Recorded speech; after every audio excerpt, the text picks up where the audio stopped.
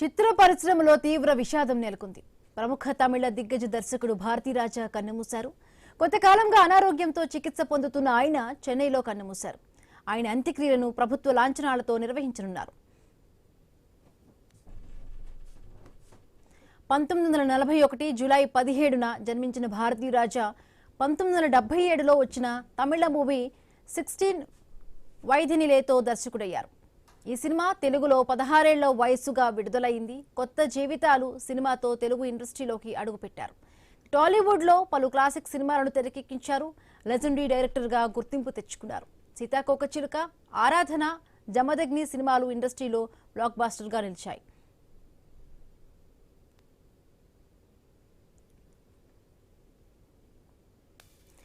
సీతాకోకచిలుక మూవీకి గాను భారతీరాజా ఉత్తమ దర్శకుడుగా నంది అవార్డును అందుకున్నారు. మంగమ్మ గారి మనవడు సినిమాకు కథను, పల్నాటి పౌరుషం చిత్రానికి స్క్రీన్ ప్లేను అందించారు. ఇటీవల మోహన్ లాల్ నటించిన తుడురం సినిమాలో భారతీరాజా చివరిసారిగా సిల్వర్ స్క్రీన్ పై కనిపించారు. ఆయన చేసిన సేవలను గుర్తించిన భారత ప్రభుత్వం 2004లో పద్మశ్రీ పురస్కారంతో గౌరవించింది.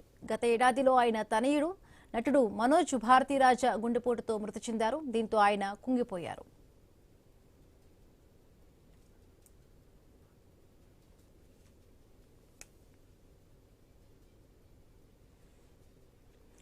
చిత్ర పరిశ్రమలో తీవ్ర విషాదం నెలకొంది. ప్రముఖ తమిళ దిగ్గజ దర్శకుడు భారతీరాజా కన్నుమూశారు. కొంతకాలంగా అనారోగ్యంతో చికిత్స పొందుతున్న ఆయన చెన్నైలో కన్నుమూసినట్టుగా తెలుస్తోంది.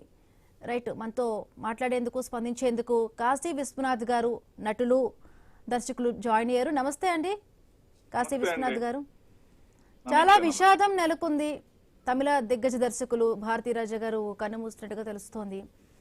ఏంటి అంటే ఆయన చనిపోవడం, ఇక లేరు అంటే ఇండస్ట్రీకి చాలా మంచి సినిమాలు అందించారు ఆయన. అవునండి, అవునవును. సో ఆయనతో మీరేమైనా కలిసి స్క్రీన్ షేరింగ్ కానీ లేకపోతే లైక్ వర్క్ చేసిన ఇదేమైనా ఉందా అండి?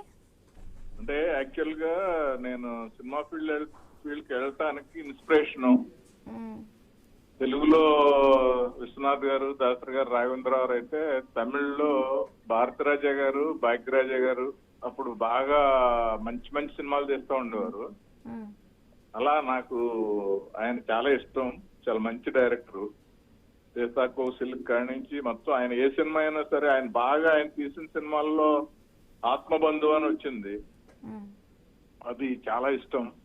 ఆయనతో 2-3 సార్లు నేను కలిశాను. నేను డైరెక్టర్స్ అసోసియేషన్ ప్రెసిడెంట్ గా, ఆయన పెప్సీ ప్రెసిడెంట్ గా ఉన్నప్పుడు హైదరాబాద్ వచ్చినప్పుడు ఒక రోజంతా స్పెండ్ చేసి కలిసి భోజనం చేసి ఆయన వివరాలు అవన్నీ అప్పుడు మాట్లాడుకునేవాళ్ళం. సో ఆయన పోవటం అనేది ఇండస్ట్రీకి, తమిళ ఇండస్ట్రీకి, తెలుగు ఇండస్ట్రీకి కూడా తీరని లోటు. ఎందుకంటే అంత మంచి డైరెక్టర్. ఆ రోజుల్లోనే 16 ఏళ్ల వయసు లాంటి ఇన్నోవేటివ్ థాట్ తోటి సినిమాలు తీస్తున్న డైరెక్టర్. ఎర్ర గులాబీలు గాని, ఆయన మామూలు మన మంగమ్మ గారి మనవాడు కూడా ఆయన అక్కడ తమిళ్లో తీశారు ఆయన. సో ఎంతో మందిని పరిచయం చేశారు. రాధిక గారిని, సుధాకర్ గారిని, ఇలాంటి వాళ్ళందరినీ. తూర్పు వెళ్ళే రైలు అని. సో ఆయన పోవటం అనేది చాలా బాధాకరం. పర్సనల్ గా నాకైతే చాలా ఫీలింగ్ గా ఉంది. ఎందుకంటే ఒక మంచి డైరెక్టర్, మళ్ళీ అలాంటి డైరెక్టర్స్ మళ్ళీ తిరిగి పుట్టరు, వాళ్ళు ఒకసారే ఉంటారు. ఇంకా వాళ్ళ సినిమాల్లో వాళ్ళని చూసుకుంటూ మనం కాలం గడిపేయటం. చాలా లెజెండరీ డైరెక్టర్. అంటే ఆరాధన సినిమా మనకు తెలుసు, చిరంజీవి గారిది.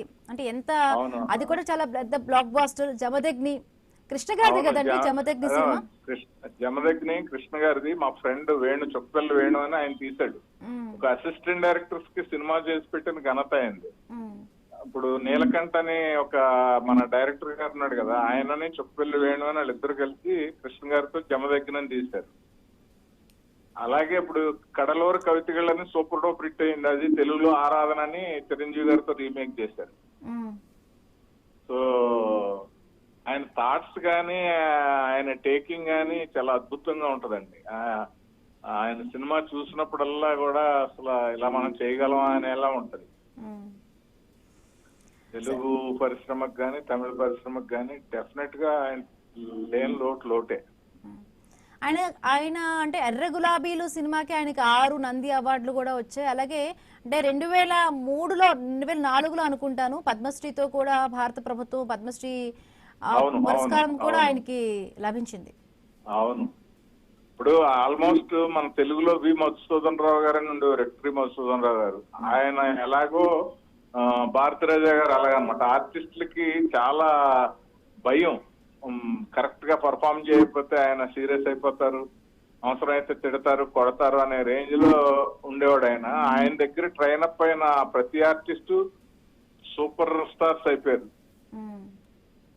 సో ఆయన ఒక డైరెక్టర్ అనే దానికంటే ఒక యూనివర్సిటీ అనొచ్చు ఆయన. సీతాకోక చిలుక మూవీకి కూడా ఉత్తమ దర్శకుడిగా కూడా నంది అవార్డును కూడా ఆయన అందుకున్నారండి. అవునవునవును, ఒకటిగా చాలా వచ్చినాయి దానికి. అందులో ఆలీ లాంటి ఒక గొప్ప కమెడియన్ పరిచయం చేశాడు కదా ఆయన.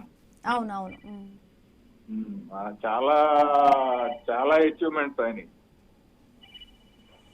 ఎస్, అంటే ఇప్పుడున్న కొత్తగా వచ్చే అప్కమింగ్ డైరెక్టర్స్ కి కానీ జనరల్ గా మీరు కూడా దర్శకులు, సో అంటే ఆయన నుంచి ఇంకా నేర్చుకోవాల్సి, అంటే మీరు ఆయనతో పాటు ఆయన మీకు ఇన్స్పిరేషన్ అని చెప్తున్నారు. సో ఇప్పుడు కొత్తగా వచ్చే వాళ్ళు సినిమాపై ఆసక్తి ఉంది, డైరెక్షన్ చేయాలనుకునే వాళ్ళకు అంటే ఆయన నుంచి నేర్చుకోదగ్గ విషయాలు అంటే ఏం చెప్తారు?